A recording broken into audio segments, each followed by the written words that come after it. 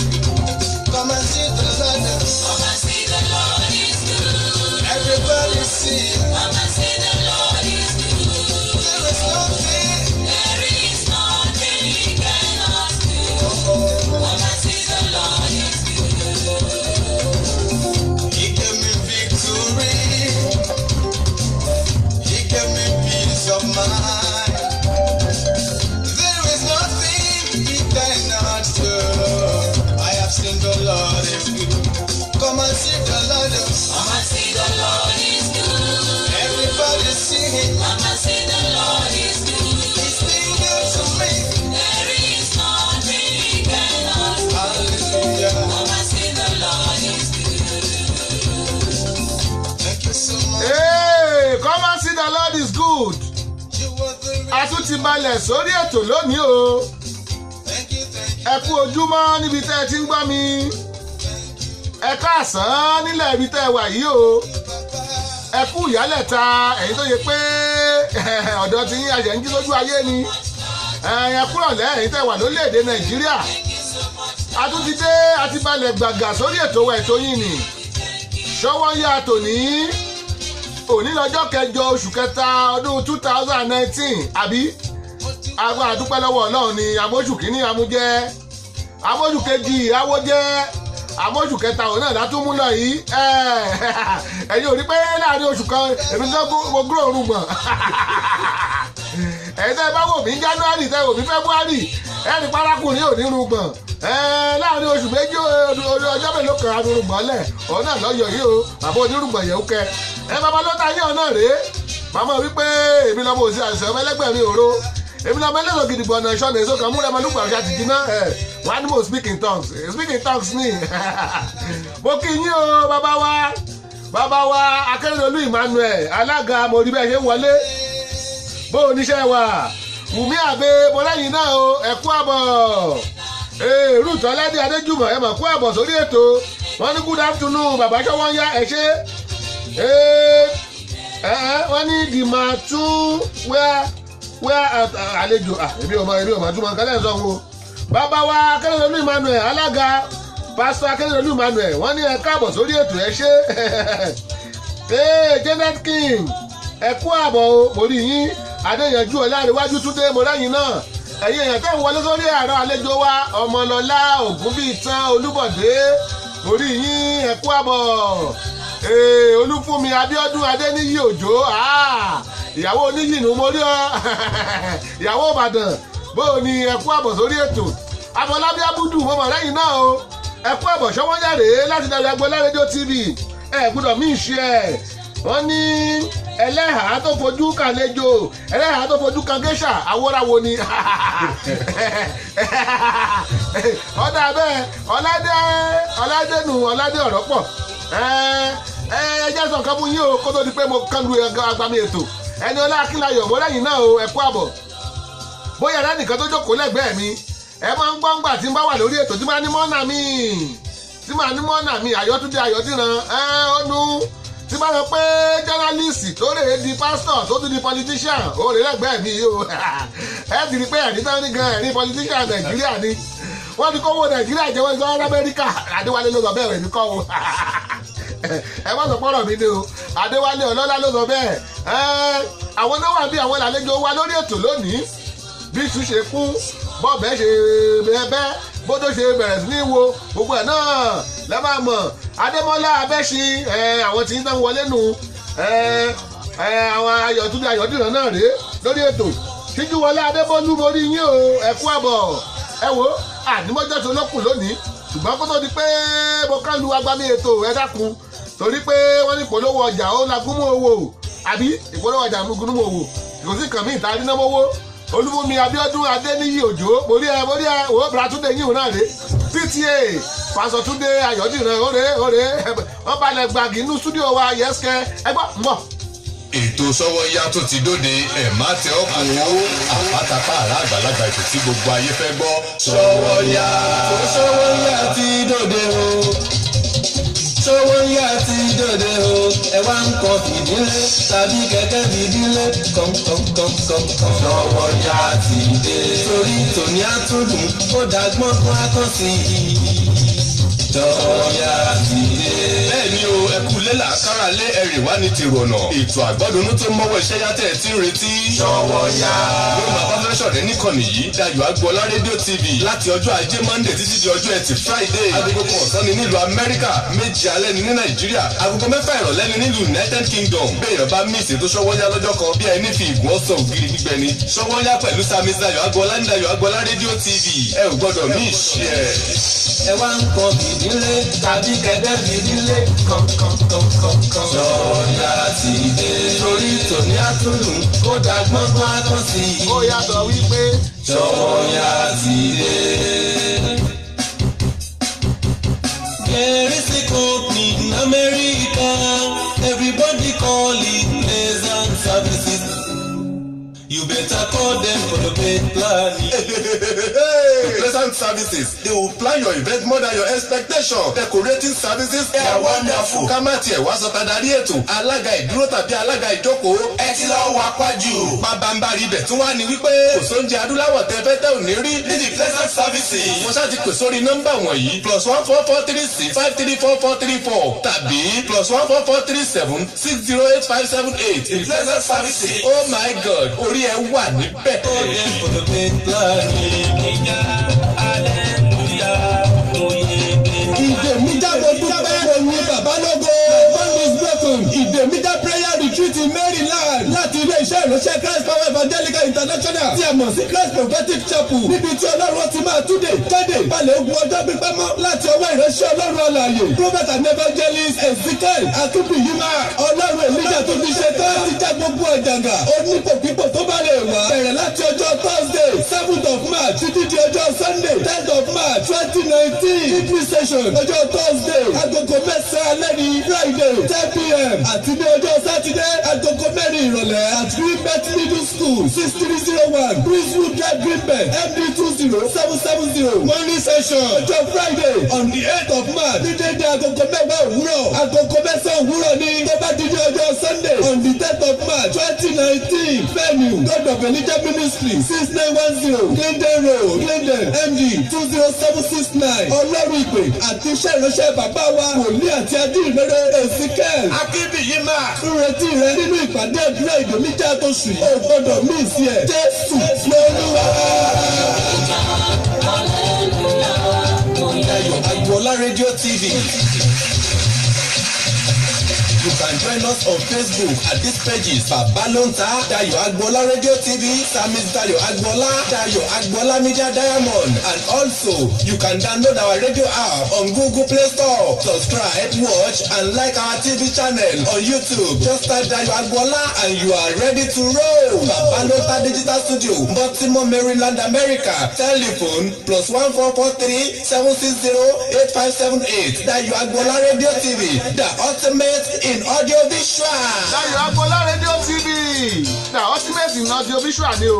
Orí ètò Ṣówónyá la wà sẹ́ẹ̀. Ṣówónyá lètò tó ń da tẹ́gùn láàmú lọ́wọ́lọ́wọ́. Ṣówónyá lètò tó kọjá bìkẹ́bù gbọ́ngbọ́n kan sí. Ẹ tún pọ̀ bọ́ tẹ bá wojú aago yín. Agogo méjì ó kù ìṣẹ́jú méjìdínlógún that is 142. Ẹ̀tẹ́ ìgbọ́ Yorùbá authentic lásọ fún yín o. Ẹ̀tẹ́ wà Nàìjíríà. Agogo mẹ́jọ ti ní okòógún ìṣẹ́jú bẹ́ẹ̀ ni bóyá rí nu ẹ̀ ti UK mi táyé wálé ọlọ́lá wà aago méje ti ní okòógún ìṣẹ́jú. Yes, mo ní lórí ètò lónìí a ní àlejò pàtàkì kan ṣùgbọ́n kó tó ní pé mo kàn lù ẹjẹ́ sáré kí àwọn èèyàn wa tán wọlé o. Bàbá wa Ọládùn ní Olúwayọ̀mí Awólúsì ìyàwó Èkìtì mo rí yín o, ẹ kú àbọ̀. Tíjúwọlá Adébólú wọn ní ẹ kú ètò. Adéròǹkà Àìná fowó rà mo kí yín ẹ ṣé. Joseph Adégúndé Bùkáyì náà John Lord Pastor John Lord bóòní ẹ kú àbọ̀. Muyideen Àyànkúnlé ẹ kú àbọ̀ o. Biggie Star ọlá Bùkáyì náà Prince Gold Ayẹyẹyẹ mo rí yín o. Lórí ẹ̀rọ àlejò wa Babalọ́lá Olúwafẹ́mi mo rẹ́yìn náà o. Mo kí yín ẹ kú àbọ̀. Ẹ wo àlejò wa rèé ẹjá kánlu agbami ètò jẹ́ kó máa rò lọ bẹ́ẹ̀. Ẹ mọ̀ káàsán o bàbá wa. bàbá ló ta ẹbí microphone ẹjọ́ wọn dún dáadáa bàbá ló ta ẹ ṣe ẹkú àbọ̀ bóòní Nàìjíríà. Nàìjíríà dáa ìlú tó dáa tó dùn. mò ń bá ọ̀rẹ́ mi kan sọ̀rọ̀ lẹ́ẹ̀kan Adéwálé Ọlọ́lá ó ní gbẹ̀díye ti Buhari tán ó ní ó yẹ ká ṣe ti Ajímọ̀bí àbí ti ṣe yìí ó dẹ̀ wá sápò bẹ́ẹ̀ ẹ gbọ́ ṣe bẹ́ẹ̀ ni. Adéwálé Ọlọ́lá ọ̀rẹ́ wa náà ni. Tẹ wá rí ẹ̀wọ̀n ní ọmọ ẹni òní burúburú tálẹ̀ fẹ́ kún pa. Ètò òwú ló sọ. pípẹ́ ìwọ̀fà lẹ́nu tó bá wẹ̀ lẹ́nu ló máa mẹ́nu sọ. èèlà èlì kàbíkàbí. Adéwálé Ọlọ́lá ló bá gbọ́ ìdíkọ́ ọmọ sọ bẹ́ẹ̀ o. wọ́n ní tó wù ọ́ lọ sọ. wọ́n dà pé oṣù gan ni bẹ́ẹ̀ di Adéwálé Ọlọ́lá. ọ̀rẹ́ mi ó bẹ wá ó lè yẹ. ó tún lè yẹ tí ò bá yẹ lóṣù yìí. ok bàbá wa wọ́n ní ẹ dákun kẹ́ ẹ bá wa sọ gbogbo orúkọ tẹ̀yìn jẹ́ fún àwọn èèyàn because ẹ wá rà wá kan àwa kan tó fún kó orúkọ tán fún wa àwa kan tó hàdì mọ́ wọ́n ní kẹ́ ẹ bá wa sọ orúkọ tẹ̀yìn jẹ́ fáwọn èèyàn wa tán wò nílé. orúkọ mi ni Ayọ̀túndé Adésínà Ayọ̀dìran. Ayọ̀túndé Adésínà Ayọ̀dìran. àwọn tilétilé ló máa ń pe Ṣínà yẹn. àwọn tilétilé. bẹ́ẹ̀ni. àwọn tilétilé tún lórúkọ kan máa ń pè because torí Ayọ̀túndé òun Awótúndé ni Awódìran. àwọn tilétilé náà mọ̀ bẹ́ẹ̀ kí ẹja bẹ̀rẹ̀ pé kí ló mú yín tá change orúkọ kúrò ní Awódìran tó di Ayọ̀dìran. ní ṣókí èmi mi ò gbégbèsè yẹn lásán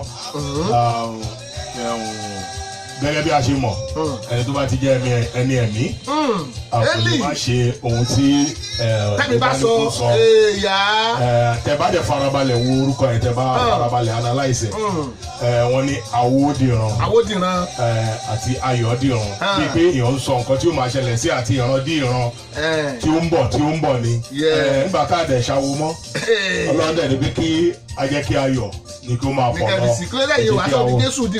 nǹkan tó lọ ní kí n sọ ni mo ṣe ká ní wọ́n ní kí n sọ ní kódà ká ló ní Agboola ní kí n sọ àmì káàtì ẹ̀yọ gbogbo ẹ̀kú káàtì Agboola ẹ̀wọ̀n kí king of music kò lè bínú nù sáré. ṣùgbọ́n ẹ̀mí tó wá ń gbà ń àríyìn o àlejò wa Rónkẹ́ à ń bọ̀ à ń ṣe lọ́wọ́ àríyìn a wà lórí ètò báyìí ẹ ní sùúrù bàbá wa apáwọn èèyàn kan wọlé lóríṣiríṣi Bùnmi Ọláyẹmí Matthias Owólabí Kingsley Obi Amadi Abdulrasheed Shaibu àwọn èèyàn kan wọlé lọ́tún lójú kíkẹ́ lọ́mọ Onírètí Ìdòwú gan àwọn kan wọlé wá bá yín lórí ètò ń bẹ̀ wọn àtẹ́sí à ń gbà gbogbo yín la kí bàbá wọn ní kẹ́ ẹ sọ irú ẹbí tẹ́ ti wá arípẹ́ ẹ dárúkọ Awódìran lẹ́ẹ̀kan àbí yóò rẹ̀ pé mo gbé jáde wọ́n ní kẹ́ ẹ sọ inú ẹbí tẹ́ ti wá. bàbá lọ́dà jẹ́ ká kọ́kọ́ wọ́n níbi tá a bá ti pèrè náà pè lápèrè bí tá a bá ti pẹ̀fọ̀n náà pè ní apẹ̀fọ̀n. ẹ kọ́kọ́ yọ bàbá wa kúrò ńbẹ̀ gbogbo bàbá yọ kúrò ńbẹ̀ ẹwù tó wúwo ni fàdífàdí ni wá kò sí bàbá kankan fàdífàdí ni wá wọ́n ní mo wá láti inú ẹbí Ayọ̀dìran mo ní bàbá mo sì ní ìyá obìnrin ni ìyá mi ọkùnrin ni bàbá mi. àbí bẹ́ẹ̀ yẹ sọ mi ò tún ọtí àmọ́. o lè fẹ́ ẹ lè má fẹ́ mọ̀ ẹ ló jẹ́ kí ni kí n sáré sọ fún yín. ìlú wo lẹ ti wá o ìpínlẹ̀ wo orílẹ̀-èdè wo ló dẹ̀ wà. orílẹ̀-èdè tí wọ́n lé wà ó ní orílẹ̀-èdè Nàìjíríà ìpínlẹ̀ tí wọ́n ní wà ní wọ́n ní ìpínlẹ̀ Ògùn ìlú tí àwọn òbí mi ní àti wá ní wọ́n ní Abẹ́òkúta ni wọ́n ní Aké ní Abẹ́òkúta ní ìbẹ̀rẹ̀ àti wá. Aké ní Abẹ́òkúta. èmi ò kú sí mbẹ̀ ibi tó pè fún wa náà ni. ó dáa Adéwálé Ọlọ́lá ọ̀rẹ́ mi wọlé o ọ wọlé ọkọ adémi ni ọ wọlé ẹkùn agúnmọ́gìrì akọmọ ńlá láìlábẹ́ Adéwálé Ọlọ́lá ọ padà sórí ètò bóò ni ẹkú ọ̀bọ̀ ẹbí nígbà ọmọ lè mọ lẹ́yìn náà o bóò ni ṣáláfíà lẹwà wọ́n ní ká béèrè pé ẹ tó bí ọmọ ọdún mélòó báyìí o. mi ò kì í ṣe àgbàlagbà náà mo ṣe ní kẹ́ ẹ yọ bàbá wa kúrò ń bẹ̀. wọ́n lọ́mọdé làwọn. nígbà tẹ́ bá fi ọdún kan jù mí lọ́dẹ tó ń pè mí ní bàbá wa. ẹ máa kó ẹrù ńlá lé mi ní ọ̀rọ̀. àwọn èèyàn wa náà béèrè mi kọ́. mo ti wá dáhùn èèyàn wa lóhùn. pé ọmọ ọdún mélòó nìyí. pé ọmọ ọdún kékeré náà lè mí. wọ́n lọ́mọ ọdún kékeré làwọn o. wọ́n láwọn ò tí ì pé ọmọ ogún ọdún. mo sì kéré. wọ́n láwọn ò tí ì pé ọmọ ogún ọdún. tí wọ́n fẹ́ ọmọ ogún ọdún lẹ́yìn kọ́kọ́ yọ̀ kan kúrò ní ti. ẹ̀yin náà ó rí pé àwọn politician wa Nàìjíríà wọn èso tán Adéwálé Ọlọ́lá bẹ́ẹ̀ ṣe wọlé mo rí bẹ́ẹ̀ ti rí báwọn adìbẹ̀rẹ̀ ọmọdún wọn wọ́n yí wá sóde wọ́n yí wá sípòrò mo ń tẹ̀yẹ̀ bá rí jẹ́ rìpọ́tà tó jẹ́ jọ́nálìsì tó tún wá lọ di politician tó tún wá lọ di pásítọ̀ èrè iṣẹ́ ti pé èròjà pé. nǹkan tí kò bá yéèyàn náà lèèyàn máa ń béèrè èmi ò kì í ṣe politician èmi kàn jẹ́ ẹni tó gbàgbọ́ nínú nǹkan tá à ń pè ní good governance ìjọba rere mo gbàgbọ́ ń pa ẹ̀ mo lè máa ń lépa ẹ̀ káàkiri èmi ò ní káàdì ẹgbẹ́ kankan. kẹ́sì mọ́ wò ó wọ́n láwọn ò ní káàdì ẹgbẹ́ kankan Muyideen Murena Ajáwolẹ̀ mórí yín QC Adérónkẹ́ Queen ayé ọjà ọmọ mo lẹ́yìn náà o ẹ̀yà aláṣọ wa nù mórí yín ẹ kú àbọ̀ wọ́n ní ká béèrè pé iléèwé ẹ kàn sọ díẹ̀ lára àwọn iléèwé tá a lọ rí àmọ̀ pé ẹ kéwèé gan ẹ sọ díẹ̀ lára àwọn iléèwé tẹ́ ẹ lọ fún wa. Well, mo lọ sí iléèwé kan tó ń pè ní Methodist Primary School. Nbo ni wà Oko ni wà. Èkó Tẹ̀dó Akíntọ́lá Road Èkó Tẹ̀dó Ìbàdàn. Ibẹ̀ ni ọkùnrin tó ń pè Wálé Ọlọ́lá yẹn náà lọ. Èmi wà ní school 2, òun wà ní school 1. Àwọn ọ̀rẹ́ burúkú kan ní mọ́ tẹ̀lé kiri ńgbà yẹn. Àti ìdèbẹ̀ ńgbà bá débẹ̀. Ńgbà bá débẹ̀ àti ìkan lára wọn náà ń pè Tírí. Tírí mi sí yù. Aláwọ̀dé ńkọ́. Ìkan náà ní jẹ́ Aláwọ̀dé. Ńgbà bá débẹ̀ a máa tu Aláwọ̀dé ló kọ bàbá ẹ̀ Tírí ló kọ rẹ̀. Ìbéèrè kan sáré wọlé ìbéèrè kan sáré wọlé látọ̀dọ̀ ẹnìkan tá a mọ̀ sí Adéwálé Ọlọ́lá. Ó ní people call you PTA. What's the full meaning? Well, the full meaning of PTA is Pastor Tunde Ayodiran. Pastor Tunde Ayodiran. Ó ní PTA. Ó lẹ́gbọ́n yẹn o. LLL lára làwọn àlàsísì mórí yín o. Wọ́n ní ẹ̀kú ètò ẹ ṣé. Wọ́n ní you are absolutely welcome sir. Ẹ ṣeun. Ó dá àwọn lẹ́gbọ́n yẹn wọ́n ní PTA is Pastor Tunde Ayodiran. Orúkọ wọn nù. Wọ́n tún ní abéèrè pé mo sọ iléèwé tí mo lọ mo lọ Methodist Primary School 2 Èkó Tẹ̀dó Ìbàdàn mo lọ sí African Church Grammar School Àpáta Gàǹgà Ìbàdàn mo lọ sí ilé ẹ̀kọ́ gbogbo ìṣe poli Ìbàdàn kó tó di poli Ìjọ̀gbọ̀n mo lọ poli Ìbàdàn nígbà tí mo kúrò mẹ́ mo lọ sí Delta State University ní Abraka. Àwọn bí táyì lọ́nu. Ibi tí mo lọ. Ó dà Ruth Ọlẹ́dàdéjùmọ̀ wọ́n ní àrùn mẹ́ta tí kì í dọ́bẹ̀ nù Mr. Adéwálé Ọlọ́lá mọ́nà mi àti bàbá ló ń ta wọ́n ní àwòránwò ẹlẹ́hàá tó kojú kan géṣà. Àwọn tí wá ní. Àwò ló ráwo. Àwọn tó ń wọ̀ adélédélé. Àwọn tí wá ní. Ó dà wọ́n wá ní kábẹ́ẹ̀nì ọwọ́ yín pé iṣẹ́ tẹ̀ ń ṣe ńgbà ìdí pásítọ̀ báyìí tẹ̀ jọ́nálìstì tẹ́ di politician pé ta lẹni tó wà yín lé àwọn iṣẹ́ yẹn gan ta lẹni tó kọ yín láwọn iṣẹ́ tẹ̀ ń ṣe òun lọ́wọ́. Well, ìgbà tí mo lọ sí school mo ka mass communication bóyá kí ní àwọn tí ó kọ́ mi ní iṣẹ́ àwọn lecturers ló fà mí lé yẹn lọ́wọ́ pé mo jẹ́ pastor ìpè ni pé mo jẹ́ mass communication ni mo kà so by virtue of that I practice as a journalist. Okay. As a public relations officer, I practice as a print journalist and of course broadcast journalist. Ó lẹ́gbọ́n yẹn o àwọn iléèwé fún journalist fún kínní ni ti pastor Ọlọ́run ló pe àwọn tí politician kọ́ ẹ̀rọ ẹ̀pọ̀yún. Mi ò fo ti pọ́lí mo ti ṣàlàyé fún yín lẹ́ẹ̀kan pé èmi ò kì í ṣe politician bẹ́ẹ̀ mo jẹ́ ẹni tí ó fẹ́ ìjọba rere fún gbogbo yẹn tó fẹ́ kí ayé kí ó dẹ tẹrú tọmọ lọ́rùn. A dẹ̀ wá rí pé nígbà tí yẹ pé ìjọba alágbádá la wà àwọn tó ń ṣèjọba wa náà ni olóṣèlú so kò sí kájọ má ní àjọṣepọ̀ kò sí kájọ má ní àjọsọpọ̀ kò sí kájọ má fi ara kíra kì í ṣe pé mo jẹ́ olóṣèlú. Ẹ kàn ń bá wọn fi ara kíra ni.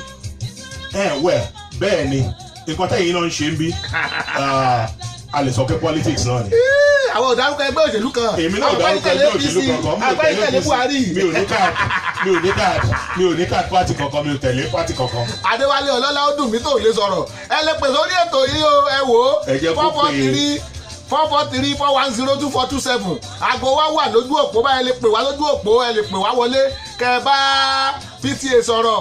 Adéwálé Ọlọ́lá ó béèrè kan ó ní I need to be talking live too. People call you Buhari, why?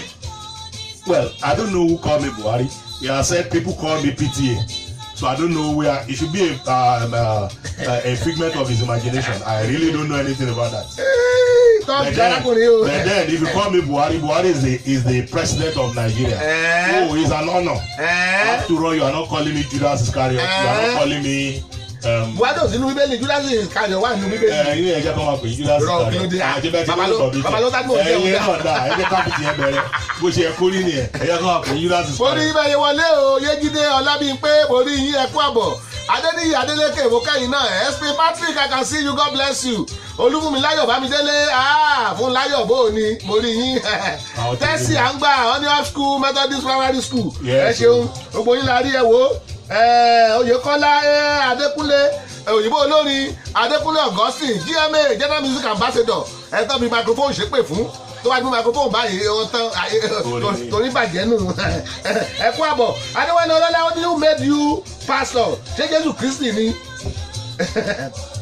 ó tún ní you are an APC man ó tún ní all APC are liars ó wá ní see his stomach he has chop money Adéwálé ló sọ bẹ́ẹ̀ ṣe é níjà pẹ̀lú arákùnrin bí mo ṣe sọ ọmọ ẹni ò lè ṣe ní bẹ́ẹ̀ bẹ̀rẹ̀ kábílẹ̀ president of mi ẹlẹ́nu rírò ló láàmú yẹ mi mo ní Adéwálé Ọlọ́lá ló ní mí ntó bá rí kó sọ ntó bá rí kó mọ̀ òun ò sọ fún wa pé òun jẹ́ PDP òun sì mọ̀ pé APC ní èèyàn kan bóyá wá ń pàdé kò yé mi.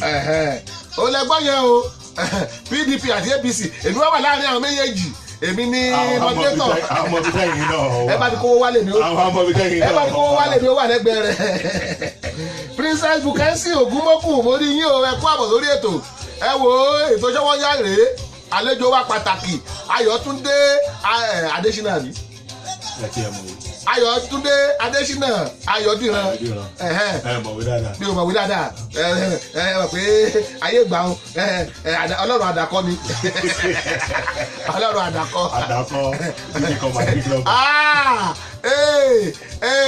ọkọ ẹlẹ́nu ẹyẹ ìyàwó ẹlẹ́nu àparò Adémi ni ó wọlé o ìyàwó Adéwálé Ọlọ́lá nù àwọn tí wà nù àwọn tèmi láti UK. Àwọn èèyàn wa ni àwọn náà ń gbàdúrà fún wọn gbàdúrà kan rọ̀ lẹ́gbẹ̀ẹ́ sàpọ̀ àdúrà yẹn àti àgbọ̀lọ̀ ń gbọ́ pé yóò jẹ. Adémi ni bó ni Olúfúnmilówó ọkọ ẹni mọ̀ pé Olúfúnmiláyọ̀ mọ́ ó ní Olúfúnmilówó ni mọ̀ pé Olúfúnmilówó mo kí ẹ o ẹ kú àbọ̀ lórí ètò Ṣàfihàn ní Ṣọ́wọ́nyá yẹn rèé láti Dayo Agbola rédíò TV ẹ wo ẹ jẹ́ gbóni díẹ̀ náà ń bọ̀.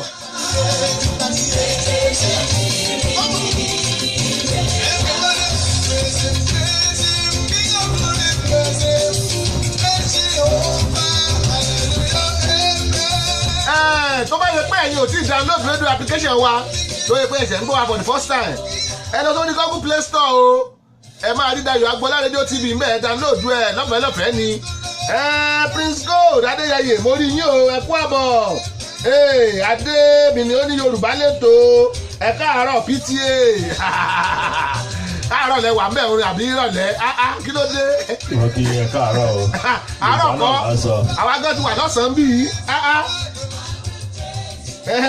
Adéwálé Ọlọ́lá ó ní PTA rèé o ọwọ́ ọ̀tún àpòstù bẹ́ẹ̀ ni ọ̀rọ̀ ló sọ kì í dòkò Kingsley Òjó ọmọ brother Stanley ó ní àhélò àhẹ́dì ní sáyẹ́dìran bóò ni Kingsley ṣẹ́wà PTA náà rèé o Mr. Ayọ̀dìran rèé lórí ètò wa wọ́n ní kí n bẹ́ẹ̀ lọ́wọ́ yín pé ṣé ẹ ti ṣègbéyàwó.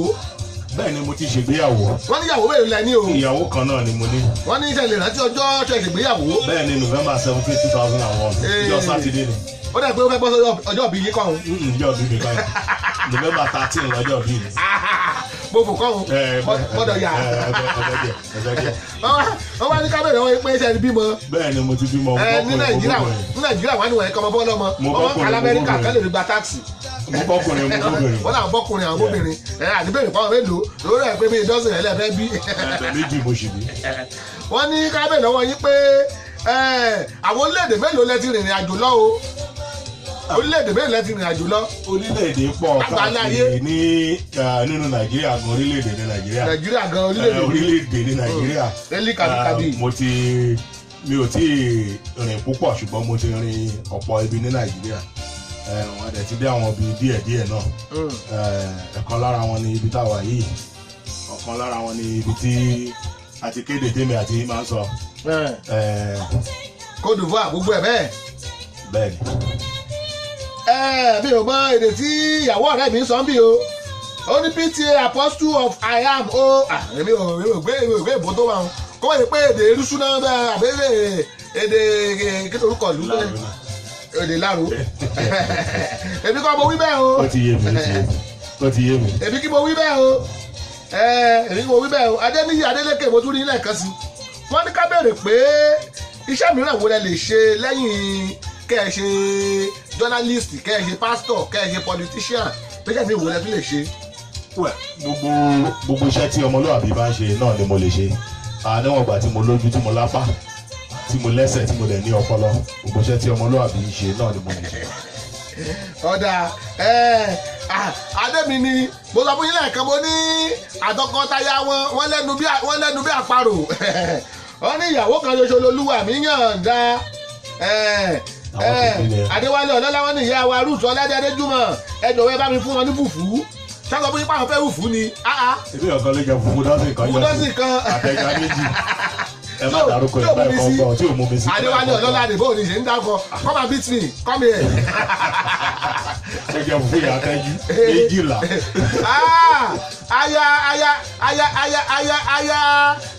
Ayọ̀túndé Ayọ̀dìran wọlé o Fọlákẹ́ Ayọ̀dìran wọ́n ní náà true pé ìyàwó kan náà ni ẹ bá wa scroll ẹ wálẹ̀ káwọ́ kan táwọn èèyàn sọ wájú náà ẹ kàn já wálẹ̀ díẹ̀ já wálẹ̀ díẹ̀ àwọn ti pọ̀ jù Kingsley Ojo ẹ máa bá a ṣe lọ sókè díẹ̀ Fọlákẹ́ Ayọ̀dìran ẹ máa ṣe lọ wọ́n dẹ̀ pé bàbá wa Tọ́pẹ́ Pọ̀ Ọlá gan náà wọlé Reverend Tọ́pẹ́ Pọ̀ Ọlá àbí orí yín o ẹ jà sókè kó lọ sókè báyìí wọ́n dá orí yín o how are you sir ẹkùnjọ́ mẹ́ta o ṣàlàfíà lẹ́wà Túndé Ayọ̀dìran yín wọn náà rèé o ní Dayọ̀ Agbọ́lá rédíò TV live ni wọ́n ní no problem sir ó 12 rab of fufu is okay ẹ̀yin náà bá wí o. ẹ̀rọ ìlú ọ̀lẹ́ mọ̀ kó ló lẹ́ kálukú ló lẹ́bùn tiẹ̀ ẹ̀bùn ọ̀rọ̀ sísọ lè ní ní ìlú lẹ́bùn àjọ fufu méjìlá ó tún wá rí lẹ́gẹ́lẹ́gẹ́ bóbu ẹ̀jẹ̀ kò lè sára fẹ́lẹ́fẹ́lẹ́ bí àwọn jáàsì náà. wọ́n ní ká bẹ̀ lọ́wọ́ yín pé oúnjẹ wo lẹ́yìn ń fẹ́ràn jù irú Adéwálé báyìí fufu méjìlá. oúnjẹ tí mo fẹ́ràn jù mo máa ń jẹ ìrẹsì lọ́pọ̀lọpọ̀ ṣùgbọ́n nǹkan ni favourite food mi ẹ̀yà ló máa ń jẹ ìrẹsì. oúnjẹ tí mo fẹ́ràn jù ni búrẹ́dì àti ẹ̀wà. búrẹ́dì àti ẹ̀wà wọ́n wá ní ká béèrè pé oúnjẹ wo lẹ̀ tí ẹ̀ fẹ́ràn rárá tó bá gbélé ẹ̀ nífẹ̀ẹ́ bá wọn jẹ́. mo máa ń jẹ náà tó dé mi láìkí ẹ ni bí àmàlà tó bá ti gbá àmàlà lẹ́bà àìsí pé nǹkan ṣẹlẹ̀ nǹkan burúkú ṣẹlẹ̀. torí pé dúdú. kì í ṣe kọ́lọ̀ ẹ̀ kò kàn kì í wù mí jẹ. kì í wù yín jẹ ọ̀dà wọn ká bẹ̀rẹ̀ pé ọjọ́ wo inú yín dùn jù rí ẹni pé kọ́mọ́kọ́mọ́ là ń ṣe tó yìí kó kúrò ńlẹ̀. tẹ bá rí orúkọ mi Ayọ̀túndé mi fún ọjọ́ gbogbo ní ayọ̀ mi. ọjọ́ gbogbo láyọ̀ so ọ̀dà ẹ̀jẹ̀ tún sáré wọ yàrá kéde náà kó tó di pé àtúwá béèrè àwọn ìbéèrè tó kù torí pé ibẹ̀ náà láti máa mú nǹkan kan kéèké kan wá yẹ́sìkẹ́ let's go there lóyún òkè. For sound and quality production, Babalonta Studio is the best. For sound and quality production, Babalonta Studio is the best. Babalonta Production, the ultimate in audio visual. Babalonta Production, the ultimate in audio visual. Yes, so you can't argue with the proof. Studios are many, but the best one is still Babalonta Digital Studio for your recording, demo CD, mastering, marketing and promotion, and also live band performance, seasoned DJ, videographer, photographer, master of ceremony, music consultant. Reach Samis Dayo Agboola on Agboola Adedayo 68@gmail.com or visit our website www.dayoagboola.com. Telephone +1443 760 8578. Babalonta Production, the ultimate in audio visual.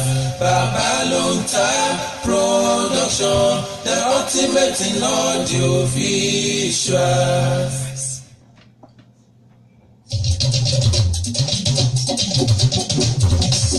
Ṣọ́yàlẹ̀ tó ètò tá a fẹ́ gbọ́ Dayọ̀ Agboola rédíò TV. Sọ́yà lẹ́tọ̀ ètò tá a fẹ́ gbọ́ Dayọ̀ Agboola rédíò TV. Bẹ́ẹ̀ni every Monday ti Friday látọjọ́ Ajé lọ́jọ́ Jímọ̀ níyọ̀. Sọ́yà lẹ́tọ̀ ètò tá a fẹ́ gbọ́ Dayọ̀ Agboola rédíò TV. Bẹ́ẹ̀ni sọ́yà yìí o ètò tó lóyin látọjọ́ ọjà kájẹ́bù gbàjẹ́ olówó ọjà bàbá òǹkó ẹgbẹ́ Dayọ̀ Agboola sórí nọ́mbà rẹ̀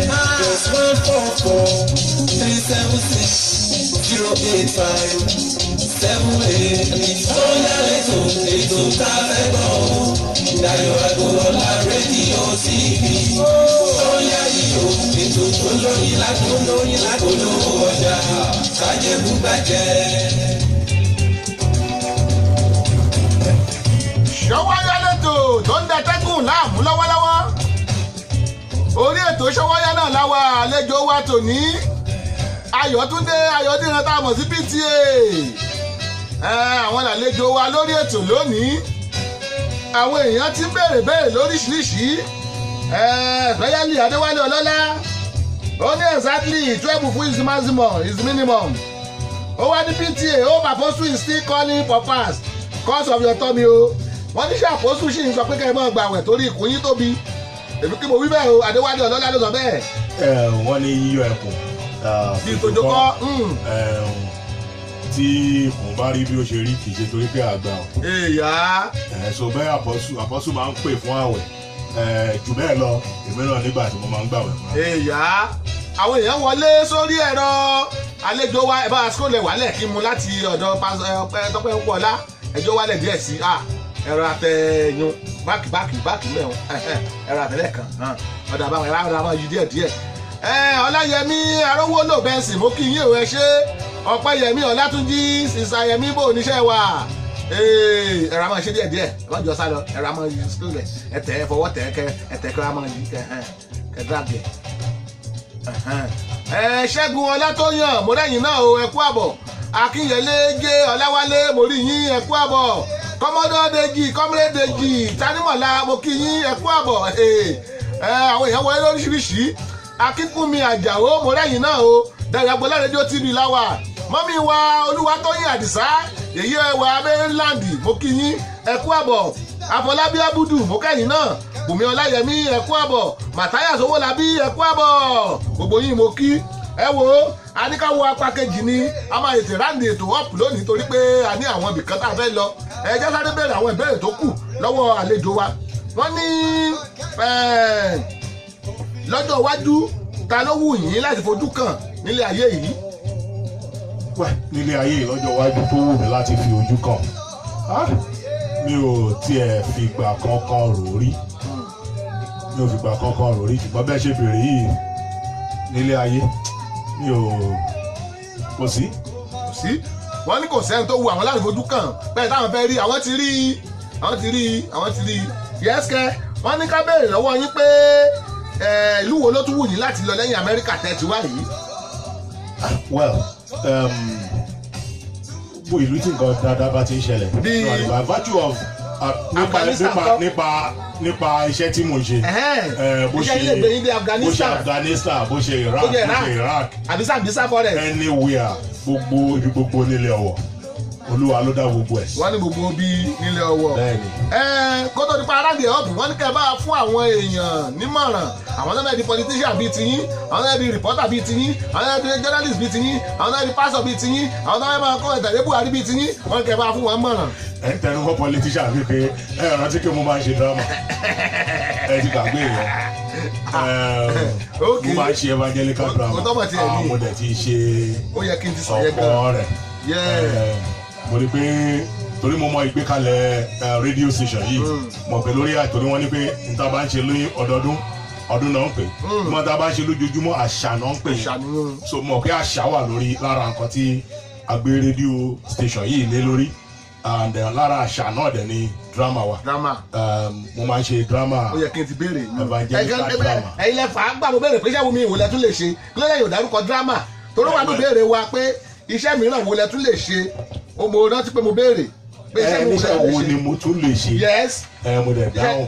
dárúkọ dáhùn mọ́. sọ pé iṣẹ́ wo lẹ tún máa ń ṣe ìyàtọ̀ wà nù tún lè ṣe àti ilẹ̀ máa ń ṣe. wọ́n tún yìí mọ́ mi lọ́wọ́. kì í ṣe yí oníròyìn lè. Adéwálé Ọlọ́lá. àgbékalẹ̀ ìbéèrè kíkọ́ ni mímọ̀ owó ìjà ọ̀pá ni àgbékalẹ̀ ìbéèrè ṣe pàtàkì. ó dáa iṣẹ́ mi ìwòlẹ̀ tó máa ń ṣe. mo máa ń ṣe evangelical drama. mo máa ń ṣe MC. mo máa ń ṣe director of programs. Then mo máa ń ṣe nǹkan tí àwọn olóyìnbó ń pè ní script writing and editing. Gbogbo ẹ̀ bẹ́ẹ̀ ṣé ó dà pé wọ́n níyàwó yìí ló máa ń ṣe catering service àbí. bẹ́ẹ̀ ni ìyàwó mi ló máa ń ṣe mo lè máa fún ní maximum support. ẹ bẹ̀rẹ̀ pé yáyìn náà mọ catering service. no máa fún ní maximum support. He provide the logistics most of the time. mo mọ nǹkan tẹ́ ń pè logistics ní lédè bíi bẹ́ẹ̀ ni náà wọ́n pè mí láti ń bọ̀ ní mo dá yẹn. ok orí ìmọ̀ràn náà la wà ìmọ̀ràn lẹ́ni sọ̀rọ̀ kan eré kìíní adé kẹbà fáwọn èèyàn wá. mo fẹ́ gba àwọn èèyàn nímọ̀ràn pé òun kò tí wọ́n bá ń ṣe kó tẹra mọ́ kí ó dẹ̀ má fi Ọlọ́run sílẹ̀.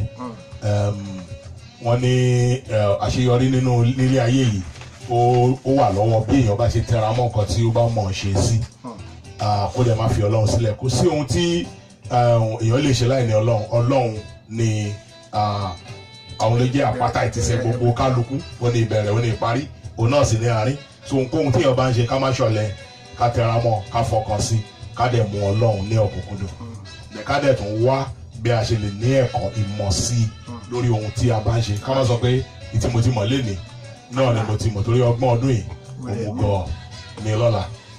ẹ ṣeun adúpẹ́ nọ́mbà wo làwọn èèyàn lè pè yín sí o bóyá WhatsApp ni bóyá nọ́mbà Nàìjíríà yín bíi ni bóyá nọ́mbà Amẹ́ríkà ni nọ́mbà wo làwọn èèyàn lè bá yín sọ̀rọ̀ lé lórí. wọ́n lè bá mi sọ̀rọ̀ lórí WhatsApp number mi which is 234 0803 400 9222 ọlẹ́gbọ́n yẹn ẹ̀ tó pè fún wọn lẹ́ẹ̀kan sí. 234 0803 400 9222 tẹ́ bá tiẹ̀ gẹ̀ẹ́tì ẹ̀ ẹ̀yin ẹ pè mí tẹ́ bá ti pè mí àwọn ọba yín wé nọ́mbà yẹn jáde.